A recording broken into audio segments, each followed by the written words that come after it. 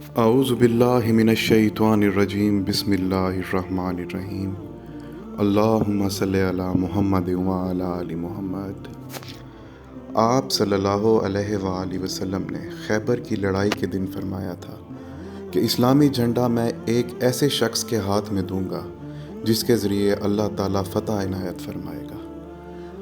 اب سب اس انتظار میں تھے کہ دیکھیے جھنڈا کسے ملتا ہے۔ جب صبح ہوئی تو سب سرکردہ لوگ اس امید میں رہے کہ کاش انہی کو مل جائے، لیکن حضرت صلی اللہ علیہ وآلہ وسلم نے دریافت فرمایا، علی کہاں ہیں؟ عرض کیا گیا وہ آنکھوں کے درد میں مبتلا ہیں۔ آخر آپ صلی اللہ علیہ وآلہ وسلم کے حکم سے انہیں بلایا گیا۔ آپ صلی اللہ علیہ وآلہ وسلم نے اپنا لعاب دہن مبارک ان کی آنکھوں میں لگا دیا۔ فوراً ہی وہ اچھے ہو گئے، جیسے پہلے کوئی تکلیف ہی نہ رہی ہو۔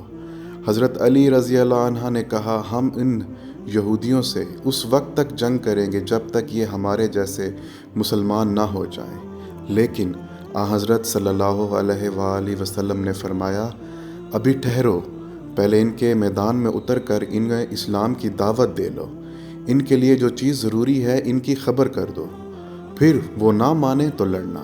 اللہ کی قسم، اگر تمہارے ذریعے ایک شخص کو بھی ہدایت مل جائے تو یہ تمہارے حق میں سرخ اونٹوں سے بہتر ہے۔ میں امید کرتا ہوں آپ کو ہماری آج کی یہ ویڈیو پسند آئی ہوگی۔